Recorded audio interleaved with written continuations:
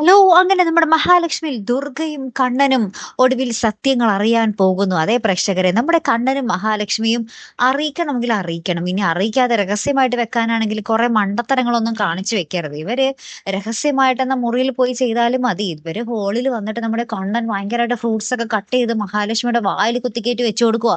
അപ്പൊ ഇതൊക്കെ കാണുമ്പോൾ ആർക്കായാലും സ്വാഭാവികമായിട്ടും സംശയം തോന്നില്ല. അപ്പൊ ദുർഗാമ്മ പറയുന്നുണ്ട്, സാധാരണ ഗർഭിണി പെണ്ണുങ്ങൾക്കാണ് ഭർത്താക്കന്മാർ ഇങ്ങനെയൊക്കെ ചെയ്തു കൊടുക്കുന്നത്. ഇവൾ ഒരിക്കലും അമ്മയാകാൻ പോകുന്നില്ലല്ലോടാ, നിനക്ക് വേറെ പണിയൊന്നുമില്ലേ എന്ന് പറയുന്നുണ്ട്. അപ്പോഴേക്കും ഇവർ ഓരോരോ സൂചനകൾ ഇങ്ങനെ ഇവരുടെ മുന്നിലേക്ക് ഇട്ടിട്ട് കൊടുക്കുവാട്ടോ. ലാസ്റ്റ് അറിയും നമ്മുടെ മഹാലക്ഷ്മി പ്രഗ്നന്റ് ആണെന്ന്. അപ്പോഴായിരിക്കും കഥ മാറാൻ പോകുന്നത്. നമ്മുടെ കരുണയും ഹാലിളകി വരും ആ കുഞ്ഞിനെ കൊല്ലാൻ വേണ്ടി, ദുർഗാമ്മയും വരും കുഞ്ഞിനെ ഇല്ലാതാക്കാൻ, അല്ലെ?